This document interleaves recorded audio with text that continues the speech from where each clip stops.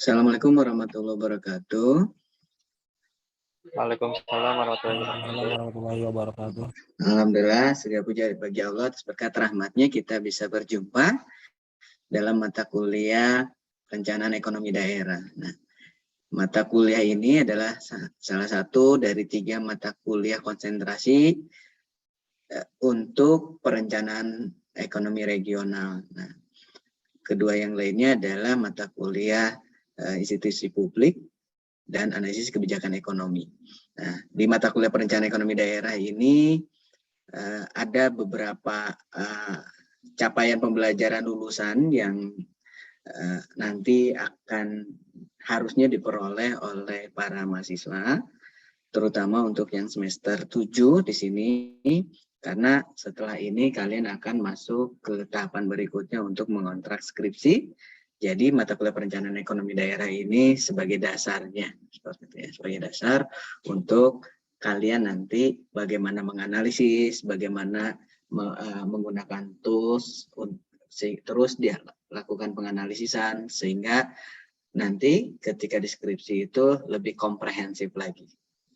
Oke, di sini capaian pembelajaran lulusannya itu adalah ingin agar mahasiswa itu mampu menerapkan pemikiran yang logis, kritis, sistematis, dan inovatif gitu dalam rangka mengimplementasikan keterkaitan dengan perencanaan ekonomi daerah. Kemudian yang lainnya adalah mampu menyelesaikan masalah. Jadi nanti kita coba identifikasi gitu dokumen-dokumen perencanaan daerah yang ada, kemudian coba kita telusuri dasarnya apa ketika suatu daerah itu merumuskan atau merencanakan perekonomian daerahnya itu seperti apa, pasti didasari adanya masalah. Seperti itu. Baik itu nanti aspek keuangan daerah, terkait dengan APBN atau APBD. Kemudian berikutnya mampu merumuskan dan mengimplementasikan konsep perencanaan dan keuangan. Karena kalau kita baca di dokumen perencanaan, itu akan dilanjutkan nanti indikasi programnya itu ke dalam APBD atau anggaran perencanaan belanja daerah. Kemudian yang untuk capaian pengetahuannya yaitu menguasai konsep teori dalam ilmu ekonomi yang menerapkannya di berbagai institusi pemerintah, pusat maupun daerah, kemudian dari aspek mikronya nanti aspek bisnis, perusahaan atau industri, baik itu pada tataran lokal, nasional maupun global. Nah, untuk materi pokok bahasannya di pertemuan kali ini kita nanti akan membahas terkait dengan definisi perencanaan pembangunan, kemudian nanti memahami lebih teliti tentang perencanaan pembangunan itu sendiri. Di pertemuan ketiga nanti kita akan coba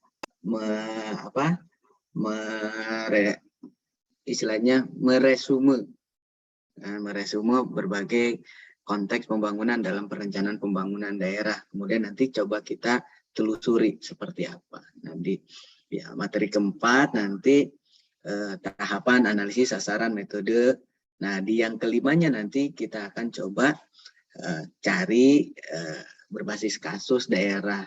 Katakanlah nanti kita bandingkan antara Kabupaten Karawang, kan di sini ada orang Karawang, dengan Kota Bandung. Nanti kita lihat dengan menggunakan analisis LQ atau location question, di mana sektor basisnya pasti akan ada perbedaan antara Kota Bandung dan Kabupaten Karawang. Kemudian nanti juga kita akan coba menghitung shift share-nya, pergeserannya seperti apa. Ya, di pertemuan kelima nanti kita kan sudah mempunyai dasar untuk menganalisis. Kita akan coba dari dasar data yang sudah kita analisis untuk perumusannya seperti apa, dan terus nanti dilanjutkan dalam bentuk kebijakannya seperti apa. Nah, di pertemuan ketujuh itu ada konsep monitoring dan evaluasi, kemudian bagaimana kalau kita simulasikan tentang replanning, perencanaan ulangnya seperti apa. Nah, itu 7 pertemuan di awal sebelum UTS. Nanti di pertemuan ke-8 kita akan ada ujian tengah semester. Nah, setelah itu di pertemuan ke-9 udah lebih teknis lagi. Nanti kita akan coba melihat proses perumusan Renstra dan dalam pembangunan. Kan kalau Renstra itu rencana strategis ya, udah detilasi dari dokumen perencanaan yang bersifat makro. Kemudian kita lihat nanti dari beberapa perspektif perencanaan pembangunan daerah terkait dengan kebijakan otonomi daerah yang baru. Kemudian di yang ke-12 kita nanti coba pelajari dengan mengakses data di Direktorat Jenderal Perimbangan Keuangan. Nanti ada anggaran pendapatan belanja negara.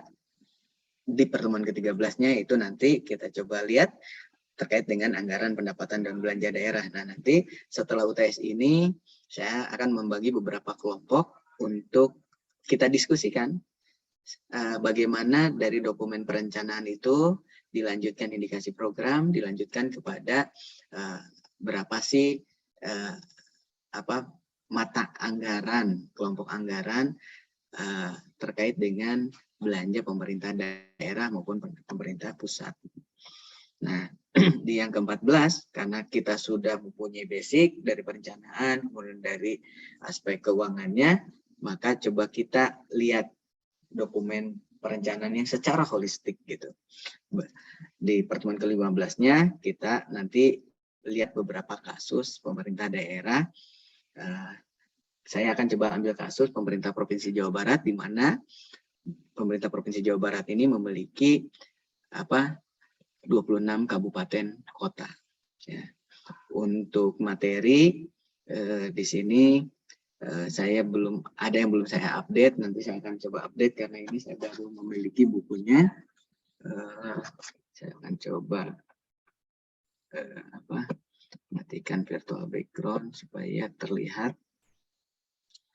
judul bukunya. Nah, ini judul bukunya adalah Perencanaan Pembangunan Daerah Berbasis SDGs. Ini buku yang sangat relevan.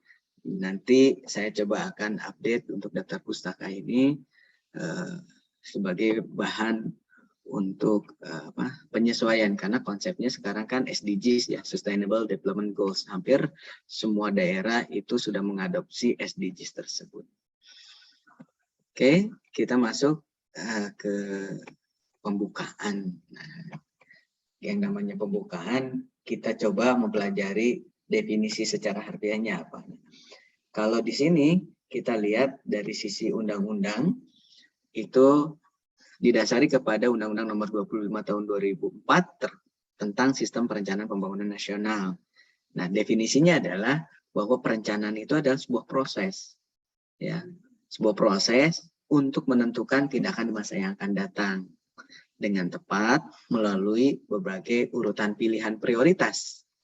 Nah, di sini kata kuncinya adalah dengan memperhitungkan sumber daya yang ada. Ya, dengan memperhitungkan sumber daya yang ada. Karena kita tidak mungkin membuat sebuah dokumen perencanaan tanpa adanya resources-nya, sumber dayanya. Karena sumber daya itulah menjadi modal dari sebuah perencanaan tersebut. Oke, nah di sini dalam undang-undang kalau kita bedah, kita nanti akan ketahui bahwa ada dokumen yang bersifat jangka panjang, yaitu rencana pembangunan jangka panjang, itu yang bersifat periode 20 tahunan. Nah, kita saat ini akan menghadapi bonus demografi di tahun 2045. Nah, sudah dicanangkan dari sekarang bahwa Indonesia emas di tahun 2045, di mana tahun 2045 itu adalah 100 tahun Indonesia merdeka. Nah, bagaimana setiap daerah mensikapi target bonus demografi tersebut? Apakah IPM-nya akan tercapai? Bagaimana kualitas pendidikan? Bagaimana lapangan pekerjaan dan lain-lain? Kemudian diturunkan menjadi dokumen perencanaan yang bersifat jangka menengah. Ini periodisasinya 5 tahunan. Ya. Nah, periodisasi 5 tahunan ini diturunkan baik itu di RPJM kementerian atau lembaga maupun di pemerintah daerah. Ya. Sedangkan untuk yang bersifat jangka pendeknya itu bersifat 1 tahunan. Ya, bersifat 1 tahunan. Nah, di dalam dokumen perencanaan itu harus termasuk di dalamnya adanya visi, karena inilah mimpinya, vision. Ya. Visi tadi bahwa katakanlah Indonesia, Kota Bandung juara gitu. Nah, visinya apa? Nanti kita akan coba bedah.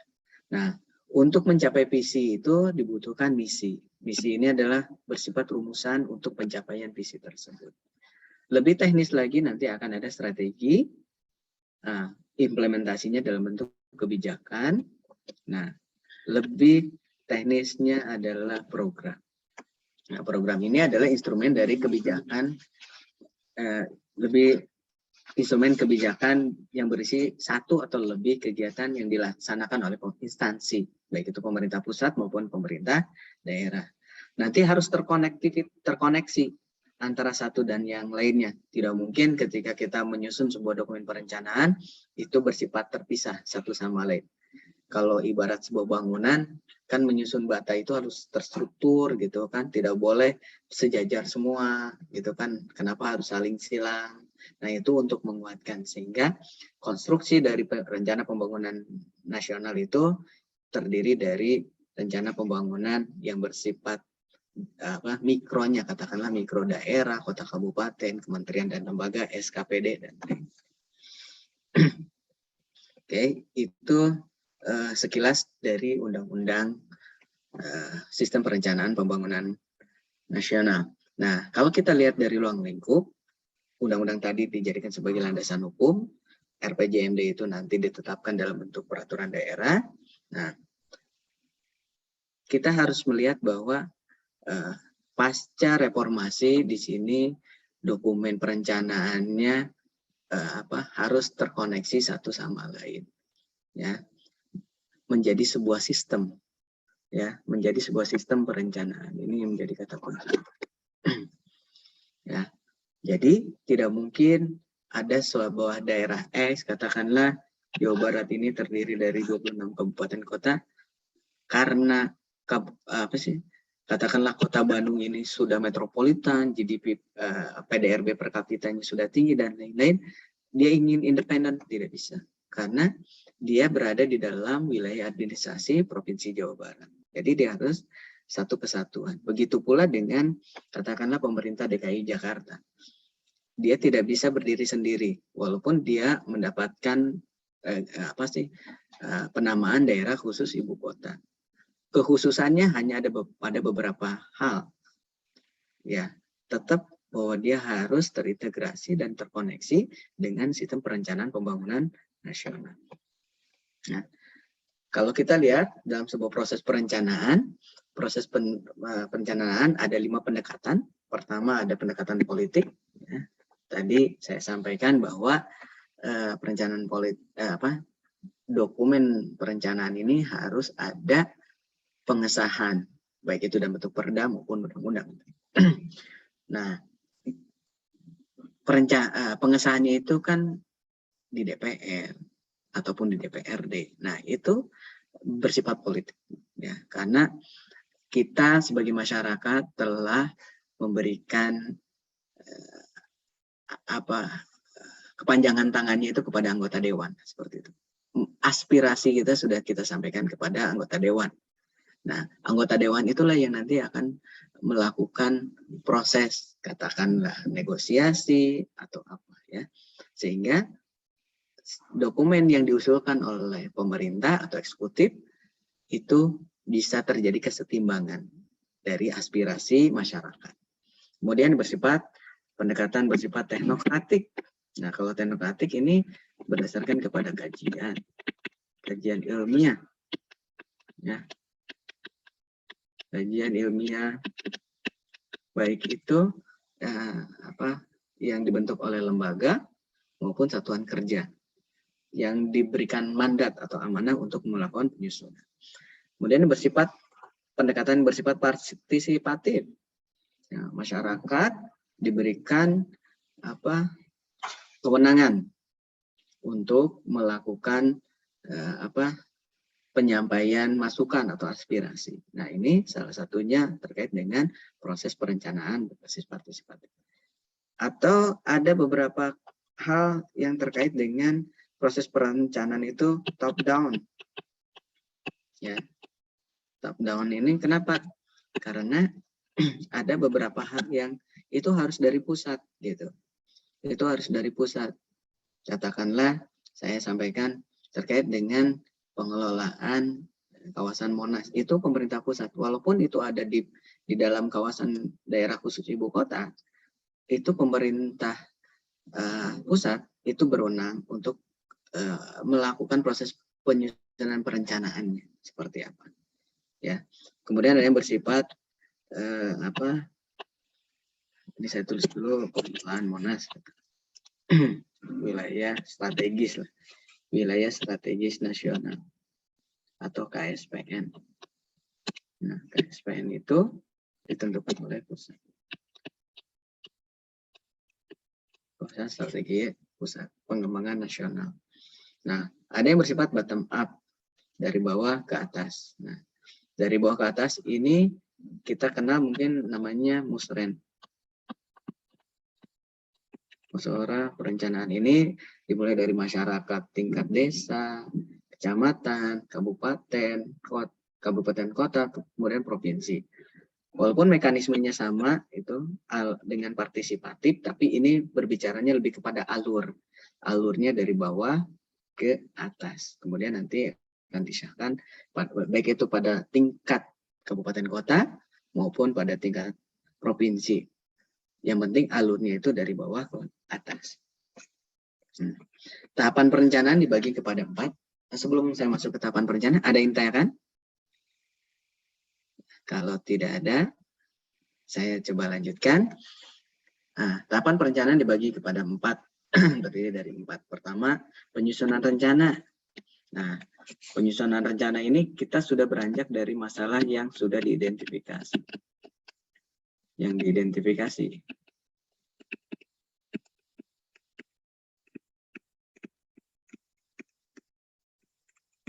Nah, masalah yang sudah karena tanpa masalah yang diidentifikasi, kita tidak bisa beranjak untuk menemukan solusi dari permasalahan tersebut. Sehingga kita harus mengidentifikasi masalah, memitigasi risikonya seperti apa, sehingga kita masukkan itu ke dalam sebuah proses penyusunan rencana.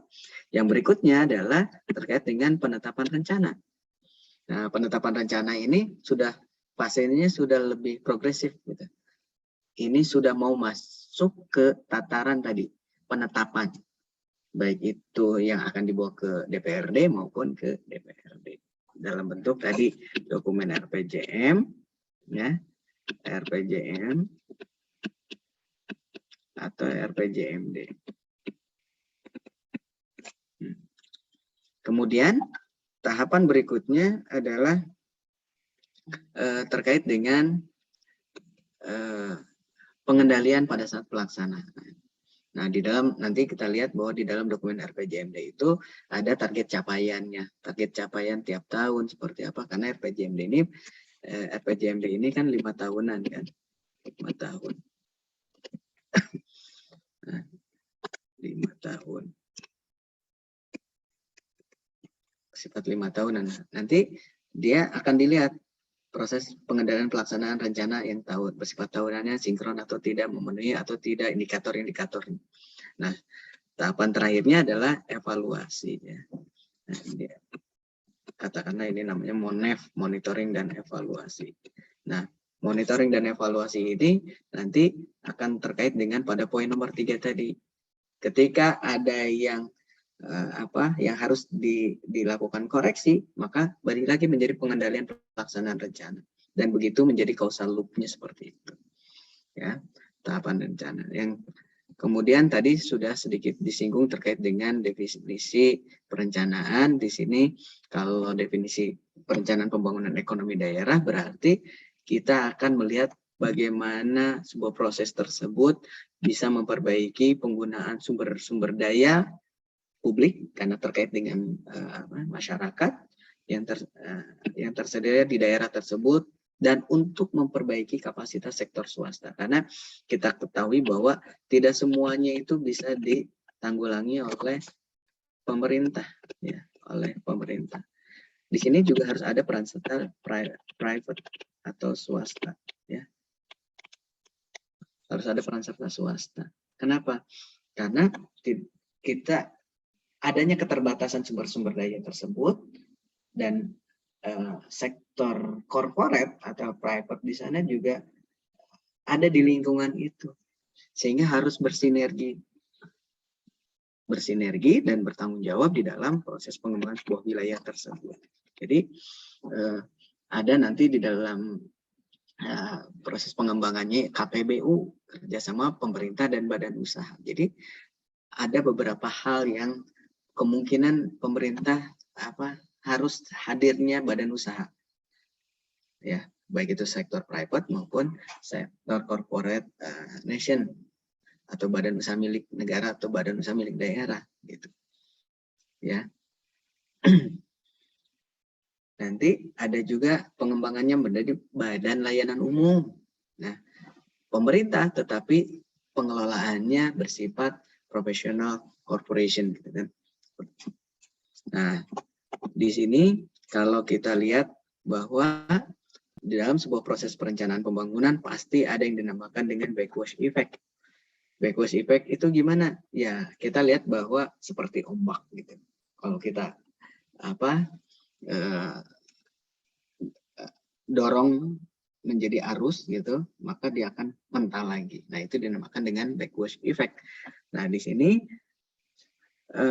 dengan adanya permasalahan ketidakmerataan, menurut Myrdal, daerah-daerah yang sedang berkembang, permintaan barang dan jasa akan mendorong naiknya investasi, yang pada akhirnya akan meningkatkan pendapatan. Ini bagian dari makro, mungkin ya, makro, mata kuliah makro, kebijakan makro. Nah, ketika investasi itu meningkat, maka lapangan pekerjaan meningkat. Ketika lapangan pekerjaan meningkat, maka pendapatan masyarakat juga meningkat. Nah, sebaliknya di daerah-daerah yang kurang berkembang, investasinya akan rendah. Dampaknya apa tadi? Bahwa ketika investasinya rendah, maka lapangan pekerjaan juga kesempatannya menjadi rendah dan pendapatan masyarakat juga menjadi terkendala. Ya, nah, akan timbul backwash effect. Nah, kerugian lainnya adalah apa? Akan ada keuntungan bagi daerah-daerah di sekitar. Ya, keuntungannya apa? Maka istilahnya dinamakan dengan spread effect, efek spread, semburan, ya. Sehingga apa? Sehingga akan ada ekspansi ekonomi pada daerah sekitar. Katakanlah saya contohkan, awalnya Bekas Jakarta, kemudian melebar Bekasi, melebar lagi Karawang, dan sekarang Subang sudah mulai dikembangkan. Nah, itu adalah spread effect terkait dengan pembangunan ekonomi. Nah, itu harus diatur di dalam sebuah sistem perencanaan. Sehingga saat ini katakanlah Gubernur Ridwan Kamil sedang mengembangkan Metro Rebana. Berfokus kepada pembangunan di wilayah utara. Ya. Karena kita ketahui bahwa di wilayah utara Pantura itu kantong kemiskinan di wilayah Jawa Barat. Nah, sudah terbangun Patimban, pelabuhan Patimban. Nanti kawasan industrinya mengikuti, ya, kawasan industri mengikuti. Nah, nanti ketika kawasan industri mengikuti tadi, ketika investasi meningkat, maka kesempatan tenaga kerja juga akan meningkat, pendapatan masyarakat juga meningkat. Nah, implikasi dari perencanaan ekonomi daerah, pertama itu daerah harus realistik, yang memerlukan pemahaman tentang hubungan antara daerah dan lingkungan nasional. Sebelumnya saya telah menjelaskan terkait dengan tadi pengelolaan kawasan Monas dan hubungannya dengan pemerintah DKI dan lain-lain, ya. Nah, itu tidak boleh terlepas, tidak boleh berdiri sendiri.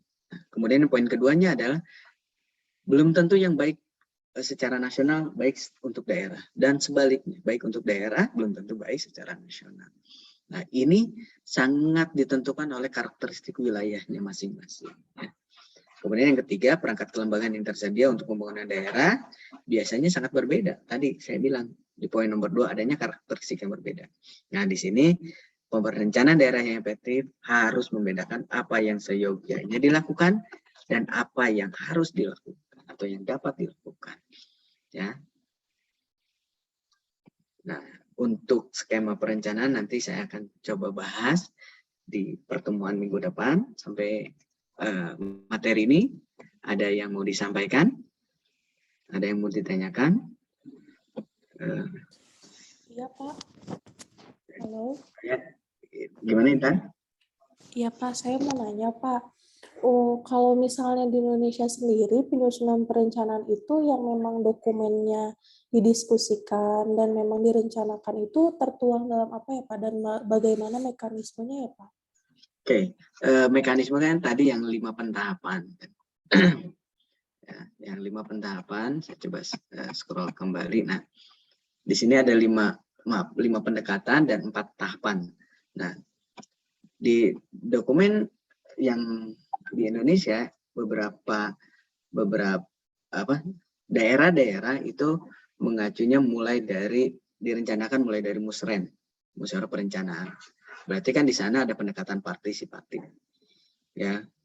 Nah, pendekatan partisipatif kemudian nanti akan disandingkan oleh Satker tadi lembaga yang ditunjuk seperti Bapelitbang dan lain-lain itu menyusun perencanaan bersifat teknokratik dalam bentuk kajian-kajian sehingga didasari kepada data-database. Nah, dokumen perencanaannya ditetapkan di sini dalam bentuk RPJMN yang bersifat 5 tahunan atau RPJMD yang bersifat 5 tahunan. Kalau RPJMN kan nasional, kalau RPJMD kan daerah.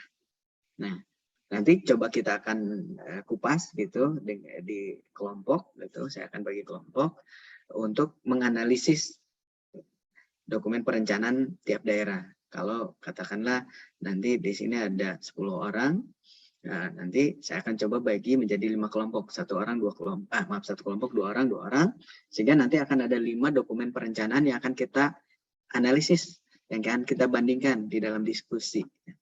Nah, nanti itu pertemuan kelima setelah kita menganalisis location question dan shift share sebagai data awalnya untuk penyusunan. Biasanya location question itu dinyatakan sebagai sektor basis. Setiap daerah mempunyai kekuatannya apa. Nanti kita lihat di dokumen perencanaannya seperti apa, targetnya seperti apa. Ya, yaitu tadi ada dokumen RPJMD atau RPJMN yang biasa kita kenal. Kemudian ada dokumen RPJP, dokumen perencanaan jangka panjang bersifat 20 tahunan. Dulu ada namanya MP3I, Master Plan Perencanaan Pembangunan Ekonomi, Perencanaan Pengembangan Pembangunan Ekonomi Indonesia. Kemudian ada Nawacita, ya. Nah, seperti itulah. Itu nama-nama dokumen perencanaan yang nanti akan kita bahas. Oke, yang lain ada lagi? Dipahami, Intan? Terima kasih, Pak. Oke. Yang lain ada? Kalau tidak ada, kita akan sambung di pertemuan berikutnya terkait dengan bagaimana skema-skema perencanaan. Ya. Kemudian nanti coba kita ambil snapshot dulu sebagai gambaran awal dokumen perencanaan di Provinsi Jawa Barat. Ya, di Provinsi Jawa Barat untuk snapshot sebagai kasus gitu, sebagai sebuah kasus yang akan kita bedah berdasarkan poin-poin tertentu. Oke, kalau tidak ada, terima kasih. Saya cukupkan sekian dan kita bisa berjumpa di minggu depan di pertemuan yang kedua. Terima kasih. Assalamualaikum warahmatullahi wabarakatuh. Waalaikumsalam warahmatullahi wabarakatuh. Terima kasih, Pak. Terima kasih.